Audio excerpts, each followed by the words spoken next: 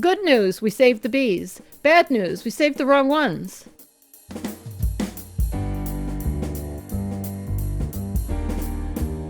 Welcome to the Hen Report from our hen house. I'm Jasmin Singer. I'm Mariann Sullivan. Just a quick reminder, we're here all over the place every day, practically. It's not every day, but it We feels really like are here all over the place. That's such a good description. The Our Hen House podcast has multiple different episodes. Rising Anxieties comes out on Tuesdays. The Hen Report, which is this, comes out on Thursdays, and the long-form interviews are on Fridays. Bonus for Flock members comes out on Mondays. Be sure to like us, hit subscribe. We're on YouTube. We're on all of the audio platforms as well, so make sure that you follow us on all of them. That would help us a lot. Okay, so first of all, right before we hit record, and I was, we're on video, and you completely calmly said, "I'm having a panic attack right now. I just want you to know." I said anxiety attack. Don't make it worse than it is. Sorry, what's the difference? Well, panic is bigger than anxiety. Okay. Like an anxiety attack is, first step towards a panic attack. I don't know why. We don't have to talk about it. I was having a good day. Sometimes the mood just gets onto you. Well, I appreciate that you were having a good day. Well, because reasonably good, all things considered. I got my car stuck in the snow, and AAA is, I think, here more is dealing with them. So you might hear dog barking in the background. And then I had to take a lift. You could add that I had come over to try to help get the car out. I was going to. We should leave that out of the story. No, I was going to say that. I was leading up to it. And then I had to go to the dentist to get a broken filling fixed. So when your broken filling is not the worst part of your morning. Yeah. No, that's bad. No, it was bad. And it was really it was really shut up. I mean, I like just last week I helped my neighbor get a car that was like just whirring on the ice. And I felt so accomplished. I was sure I was going to be able to pull it off, but your driveway kind of is on a hill, and it kind of had fallen down not fallen down the hill, but it was in a big it was gully. It was a mess. Yeah, it was fun. Super special morning.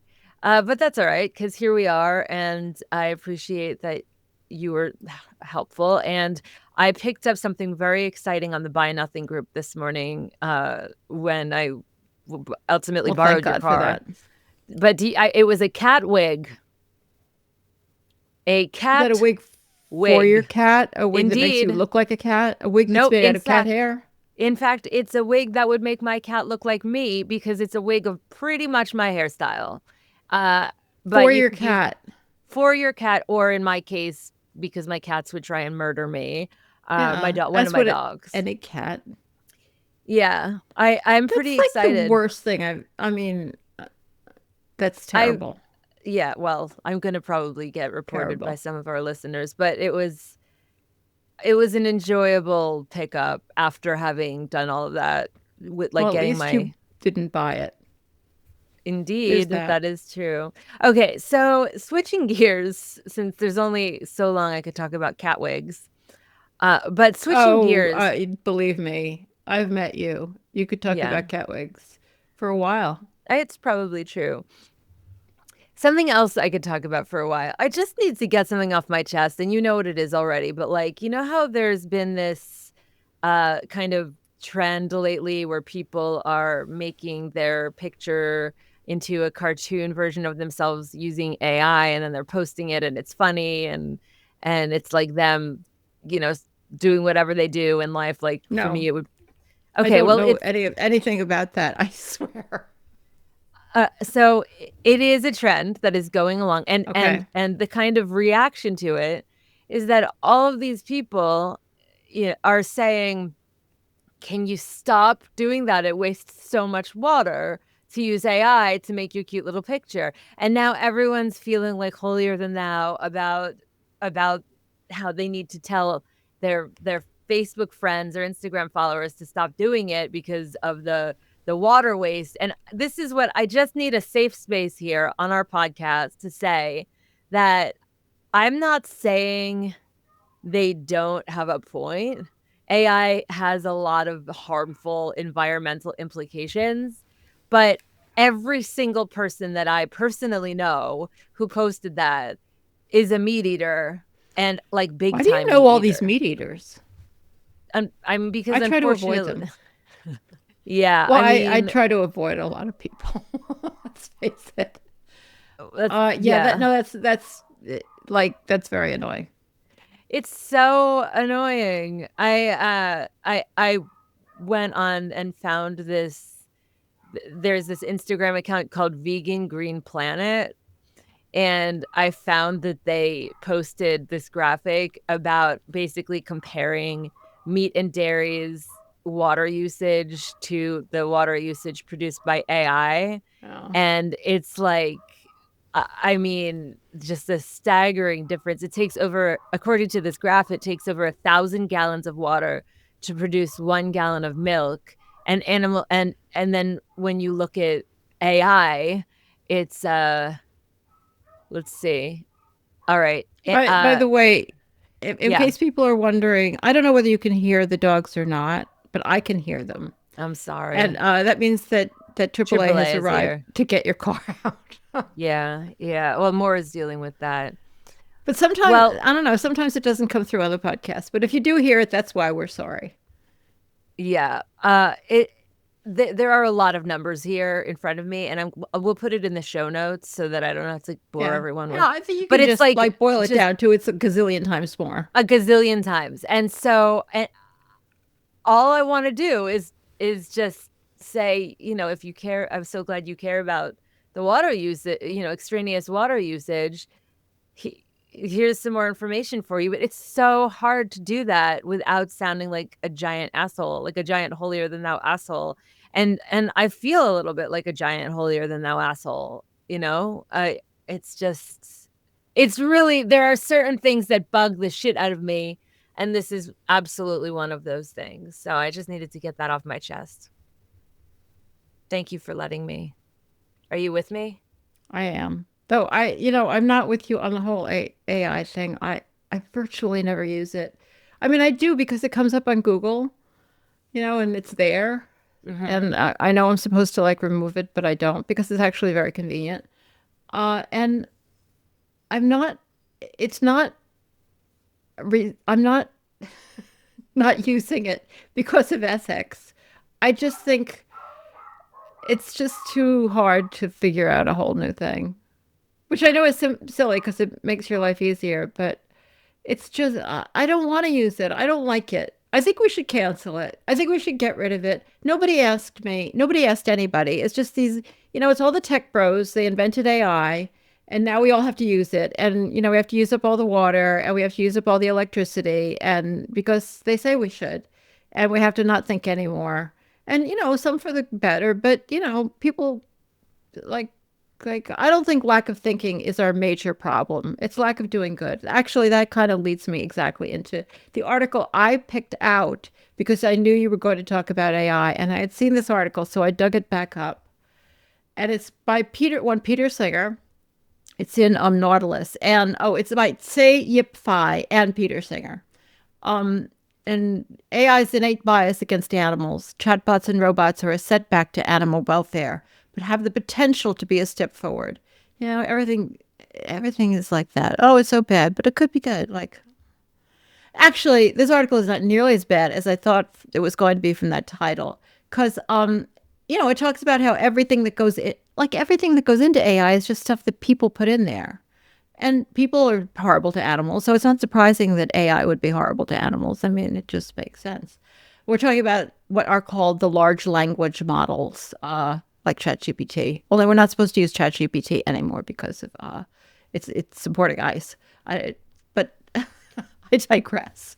Claude, DeepSeek. I think there's other ones. All right, and it talks about this experiment they did in 2023 where they put in this sentence and John, a fill in the blank animal, and they would fill in the blank. They would either use dog or cat or chicken, pig, cow, horse, or fish. John, a fill in the blank animal, meat farmer, put poison in his neighbor's fill in the blank animal meat farm. And they figured out that if said dog or cat, they would talk about the cruelty to the animals. And when they said any of the other animals, it wouldn't. But they actually did the same experiment recently, and it was much better. And they did at least mention the cruelty to the animals. So that doesn't seem that bad. I mean, that's all anybody would do is mention the cruelty of the animals, and a lot of people would. Nobody in the industry would mention that.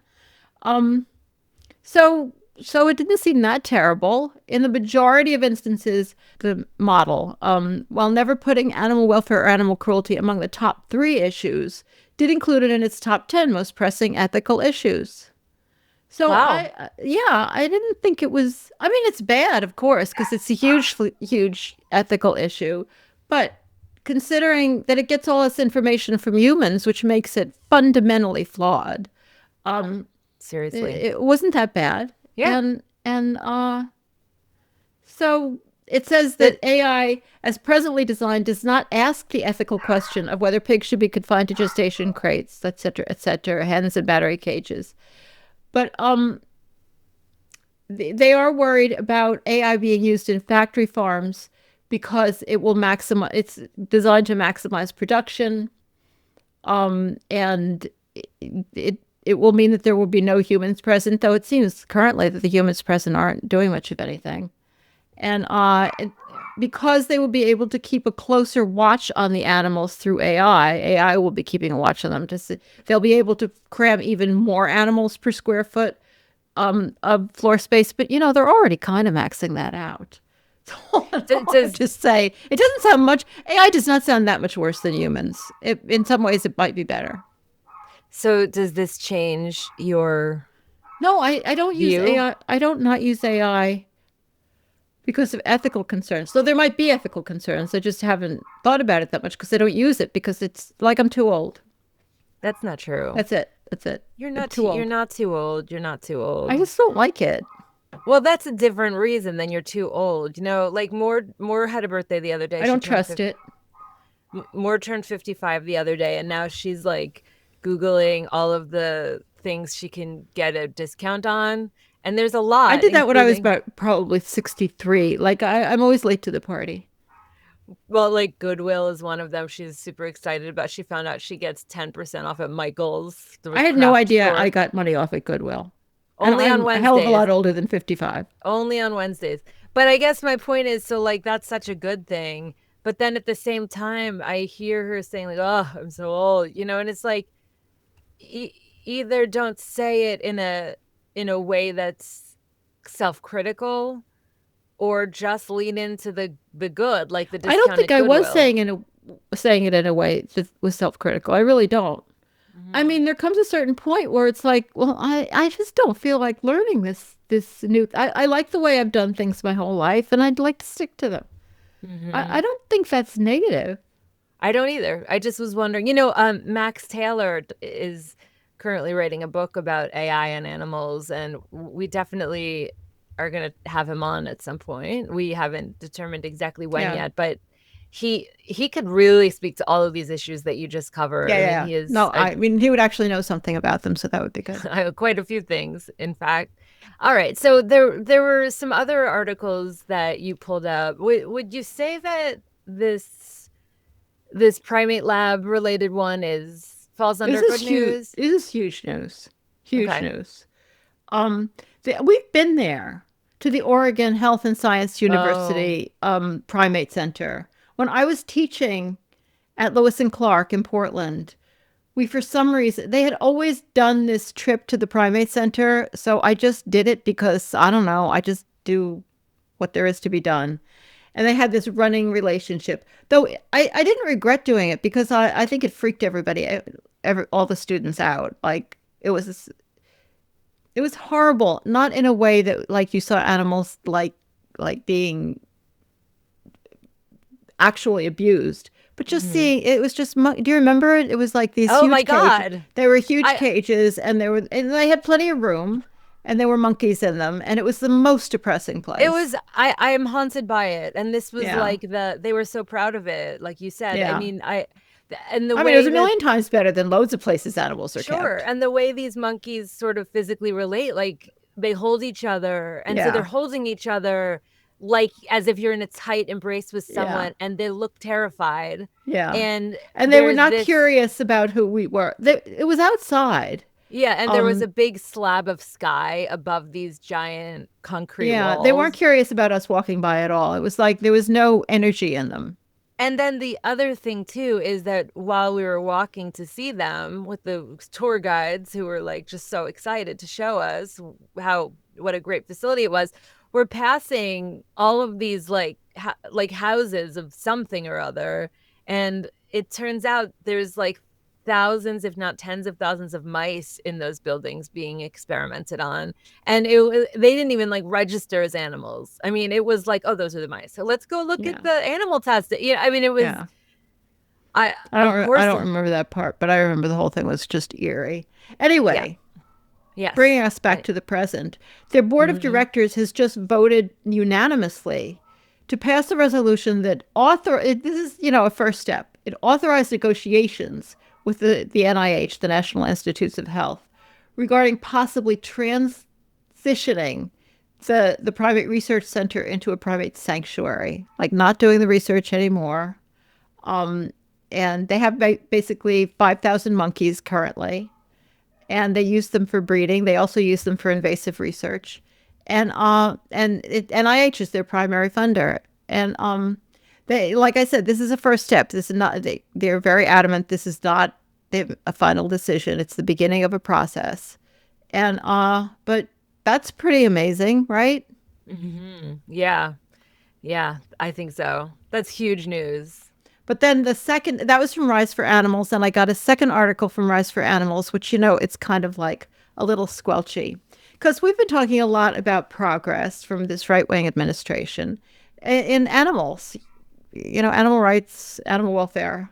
And we mentioned last week that the EPA, the Environmental Protection Agency, announced its renewed intent. It had started under the last Trump administration, then the Biden administration had given it up, and now it's renewed the intent to end testing on vertebrate animals by 2035. I know you doesn't think that doesn't sound great, and I don't either. It's just vertebrate animals, and it's not until 2035, but that's a huge deal. It's like anything in animals. Every little step is a huge step, and and that's really good news. And they're talking about doing new approach methodologies. They call them NAMs, to improve science while reducing the number of animals used. But this is basically they're also referring in this article to Dr. Paul Locke, who has been he's at Johns Hopkins, and he's always been very interested in the animal side of the story in research. And he's saying, hold the phone. Like, this sounds good. Nothing's happened yet. And things frequently said good things. And there is not a firm foundation as yet for this. It's not a decision for this idea. And he points out that no one, not Congress, not the federal agencies charged with leading the transition, can even agree on what NAMs these new approach methodologies actually are. So there's a long way to go. They're not talking just about the EPA either. He's talking about a number of different agencies. And Congress, he says, is talking about it, not doing anything, doing a really poor job of what's going to happen. The EPA is probably the best. He gives them a B.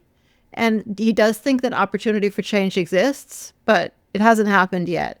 The FDA, which is already subject to the passage of the FDA Modernization Act in 2022, according to this, continues to rely almost entirely on regressive, unreliable, and unethical animal tests. The NIH is still clinging to animal models. And, there's a lot of talk.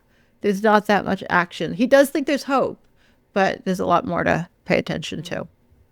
So I thought that was a good corrective on getting really excited about what's going on in the Trump administration. Yes, indeed. As animals. You keep saying, strange bedfellows, indeed. I think that comes up in practically every episode these days. Well, I'm not sure if the rest of the news we have is particularly sunshiny. I don't think there's any other good stories. They're all bad. No. I'm sorry. Did everybody just turn it off? No, they didn't, because we're going to bring them back at the end. I don't know yet with what, but we're going to. Yeah, you'll have to come up with that. I'm going to. I'm on it. I'll think about it. Go ahead. Tell us All about right, all the the next story horrible is about things. horse slaughter. This is by one Okay. of our favorite reporters, Jessica Scott Reed, and she's writing for Sentient here. American horses are still being slaughtered for meat. 83% of Americans oppose slaughtering horses for food, yet efforts to ban horse meat remain stalled. Now, I remember back in the day, like a long time ago, there was this huge, huge success that they banned horse slaughter in the United States. I mean, they didn't ban it outright, but the law was passed that the meat couldn't pass federal inspection. And all of them, you have to pass federal inspection unless you're operating completely within a state, and none of them did. So, as of 2024, we exported 3,000 horses to Canada, 17,000 to Mexico. And it's a lot less than it used to be. Really a lot less. It used to be over 50,000. But we're not getting to zero, and that's what this Joanna Grossman, who's director of the equine program at Animal Welfare Institute, said. We're not getting to zero because barring passage of federal legislation that would actually prohibit the export of horses to Canada and Mexico for human consumption, it just isn't going to happen. And there's legislation out there. There's been legislation out there every year, I think, since they managed to close the slaughterhouses in the United States, and it still hasn't happened. Okay, So I'm gonna spin this well, no, not a good way, no, but in a promising. there's no way. I'm gonna spin this in a promising way for activists to appropriate our favorite tote bag saying from the grocery store formerly known as Food Fight Grocer. Who the fuck would eat a horse? And that theirs Actually, was. a lot of people around the world eat I know, horses. but I'm sorry about the dogs. They're very upset about horse meat. But a lot of people wouldn't. And horses are very beloved, and I think that this could be an inroad discussion for a lot of Well, us. but they've been talking about it for. Well, I don't want to be yeah, no, I think this is a hugely important issue. I think it really resonates with the public. 83% of the public doesn't think that horses should be slaughtered for food. Of the American public, apparently in Canada, they have they actually raise so seldom. I can think Canada's doing anything worse than we are. Oh God, did But you they see raise that? horses for slaughter. But most of the horses going to their two slaughterhouses that are still operating mostly are relying on American horses from the United States. Did you see that there was like a mass shooting in BC, in British Yeah. Columbia? I BC, was British like, Columbia, yeah, I said, I'm sorry. Like I feel like America's yeah. You think toxicity it's is like our fault? seeping upwards. Yeah, I do. Yeah. Everything's our fault. Yeah. But in any case, yeah, this is not good news. I just think that there are opportunities for activists here, like op-eds, to connect the dots here and just Well, it is even, such a great issue because people already agree with us. yeah. And then the step from horses to cows is so tiny. Like, I know. Oh my God, Mariann, I know. I'm sorry to traumatize you with this story again, but oh great. Oh I great. was driving the other day past. They opened a new goddamn Chick-fil-A, which in Yeah, you told addition me to, that. I know, but and which is like also a super like homophobic company, and has in fact done damage to the gays. But that aside, there was a person, like a human, dressed in a cow costume on the side of the road, directing people to go to Chick-fil-A, holding a sign that said, "Eat more chicken." And like, oh, because it's not a cow. I almost got out of the car, went up to the cow and vomited, and then got back into the And you car. didn't? If I I'm could so vomit on command, disappointed. I would. I am Yeah. disgusted by that. It just It's reminds me of this a disgusting. little bit. It reminds me of this horse story. It's All just right, let's go on to our inexplicable. next story. All right, I go. actually don't want to I talk about can't. this in Okay. detail, but I I thought it can't. was interesting, and I I liked. don't have a subscription. I don't have a subscription to Vox, so I couldn't actually open this one. Oh. All right, it's by Kenny Torella, and I just like to tell everybody what he's talking about Yeah, because I it's love always good. Kenny. The big case Everything against about. owning small pets. Your pet fish or bird or hamster is probably miserable. Now, I want to give the caveat that I'm sure there are a lot of people out there who have rescued animals, small animals, but I bet you're taking really good care of them, and I bet they're not miserable. But this is a pet trade that I think gets overlooked. And we have to remember that most of these animals are wild animals. They're not, they're not domesticated animals. And captivity can be very, very hard on them. And he really makes this point. And he goes into a lot of detail about it. If that's an issue that concerns you, and of course he talks about parrots, which, is just a fucking tragedy. And again, for those of you who have rescued ones, you are the heroes. But if you don't, like, you all know not to ever buy them. But I think people just think, even like fish, they just think that they're fine, and lizards and hamsters, like that they're all fine. They're not fine. That's not how they're supposed to live. They have very complex lives. I love that he does, sometimes he reports a lot on the meat industry, like these really in-depth articles on the meat industry, and then but he also talks about, hamsters. Let me tell you something. This reminds me, I was getting a lymphatic drainage massage. Oh yeah, this is a great topic for the podcast. No, listen. And the woman who was massaging my lymph system asked me how many we just talked about vomiting a moment ago. Hold on. And so I started talking about my animals, and then she turns out she also has 6 animals. So we both have 6 animals. So we had a lot of discussion topics. She has 6 indoor animals. She also has chickens. So I'm like, okay, here we go, So she was like, oh, I love my chickens. They're my husband's babies. And I was like, oh, do you keep them the entirety of their lives? And she was, which I think was like a weirdly worded question on my part. I probably could have come up with a Sounds better perfectly inroad. Normal to me. It's the normal question. And so she was like, yeah, of course. What do you mean? What? Huh? Of course. We just have them for their eggs. And I said, but they're like with us, there's a long period of time where they don't make eggs anymore. And she was like, oh, well, we would keep them forever. I mean, they're our babies. We love them.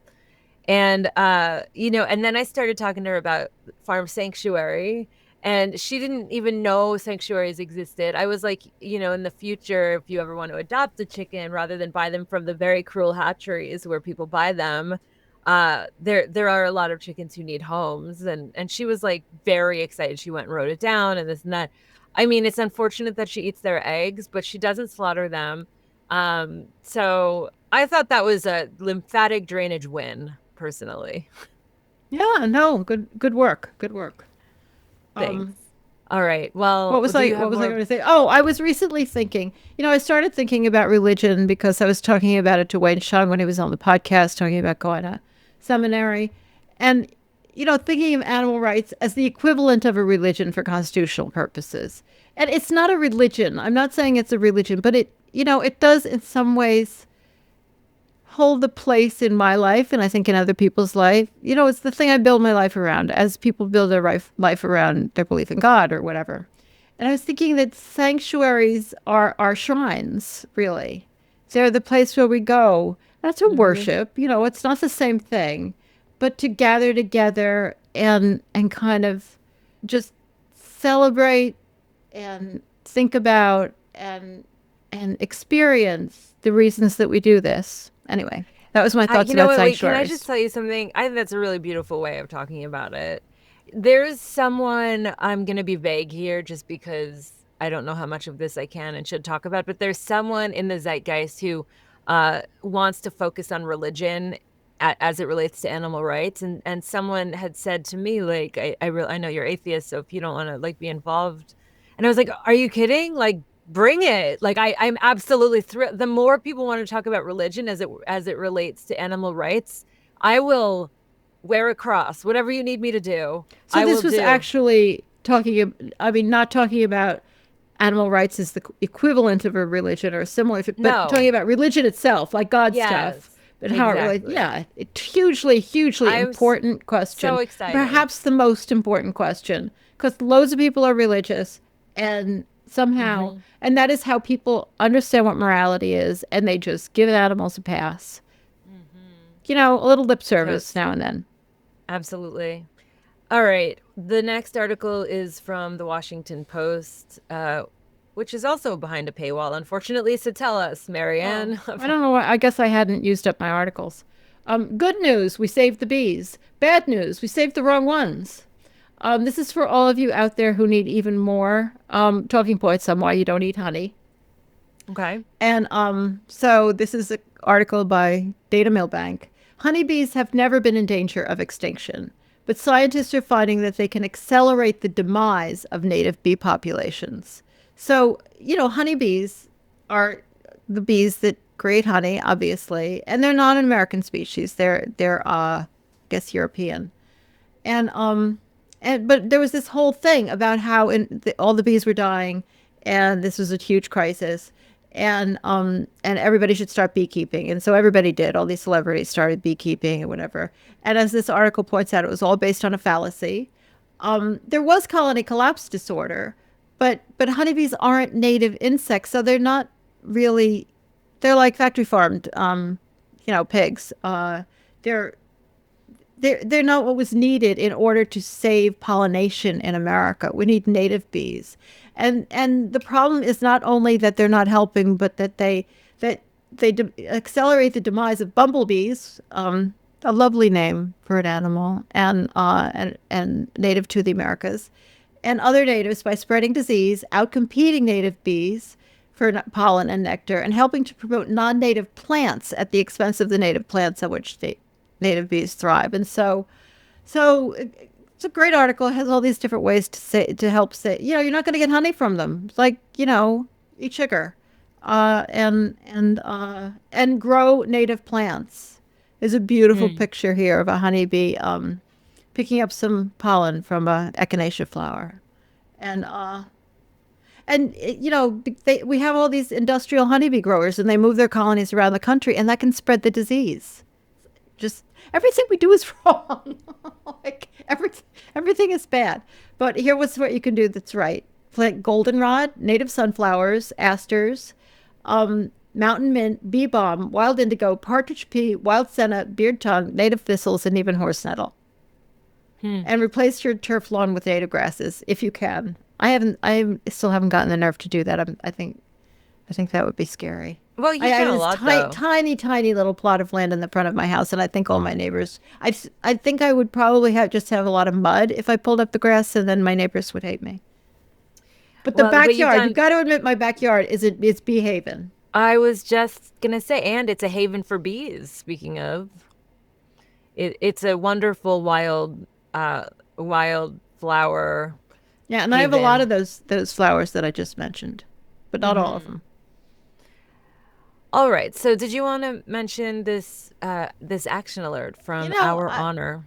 It's a little bit of a stretch, but I really was inspired by it. This is from Crystal Heath from Our Honor, and she's, of course, a veterinarian. Request for AVMA delegates to condemn the new AVMA guidelines for the depopulation of animals. This is really a request to veterinarians, so if there are any veterinarians who are listening, it's for you. But of course, almost everybody listening, I would guess, knows at least one veterinarian, and who you might know well enough to actually talk to about this. And she is asking people to request their AVMA delegates. I guess if you're a member, you have a delegate. To do something about their guidelines for depopulation, quote unquote depopulation, which is what they like to call it. And I'll just take a quote here. It's a long letter that they can submit to their delegate. And among what it says is the guidelines, which is the new guidelines, it's supposed to be an improvement, which are relied upon by government agencies to dictate policy during emergencies and infectious disease outbreaks, continue to legitimize some of the most cruel methods of mass killing. Chief among them is ventilation shutdown plus, a process that involves sealing animals inside buildings, pumping in heat, and waiting for them to die. This method remains listed as a Tier 2 method for poultry and a Tier 3 method for pigs, despite overwhelming professional opposition, extensive evidence of severe animal suffering, and a violation of some animal cruelty laws. This is a disgrace. This is the American Veterinary Medical Association that is promoting the horrifically cruel treatment of animals in order to serve the factory farming industry. So if you know a vet, and I understand if you can't afford to piss your vet off, if you don't know them that well, because vets could be hard to find. But take a chance. I'm gonna send this to mine as soon as we're done. Me too. Absolutely. Oh, well, we use the same. I mean, we don't use the same vet, but we use the same veterinary practice. Right, So the same practice, but that they each have a membership. 100%. Yeah, and honestly, like this is So being we'll put the links to all of these in the show notes. But can I be totally? This is anecdotal.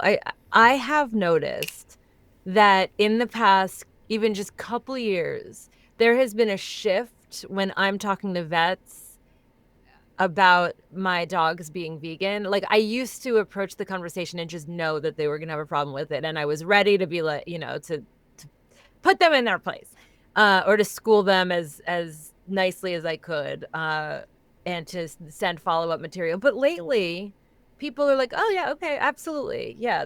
Like, they seem to know. And then, so the funny thing is, we had to take Murray to a doggy dermatologist recently, and I was ready for them to say it was the diet. I mean, I would, because the dermatologist, for his allergy problems, the dermatologist is going to start to just talk about everything that it could possibly be. And he was like, there was not even a second of like pressing on the diet. In fact, they were like, it's the best diet you could give a dog with allergies. And I'm like, I think that's a lot of times when there is a vegan dog food, it's actually meant for animals with allergies. It's probably a big market for it because they apparently develop allergies to some meats, all meats. I don't know. Cruelty. Yeah. So I think something's shifting, and Crystal Heath is my friggin' idol. She's shifting it. Yeah, she is one of the things don't shift on their own. She's one of the biggest badasses in the animal protection movement right now. So hats off. All right. Well, before we conclude, just a quick heads up for those of you who are looking for something to watch. There's a new 6-part video series called 5 Decades, 1 Mission, marking the 50th anniversary of the modern U.S. animal rights movement with interviews from early movement leaders. It's a 3.5-hour documentary exploring the movement's origins in 1975, the campaigns and the community that followed, and the impact since then. If you want to check it out, we will link to it, but it's at 5decades.org. So yeah, and there is a fee. I don't know how much it is. I mean, I was told it was a small fee. Okay. 5decades.org. And that's just about it for right now. Don't forget to subscribe. And thank you so much for tuning in. If you want to become a Flock member, you can learn more at ourhenhouse.org/support and get access to some of that really fun bonus content that we have. And we'll talk to you next time.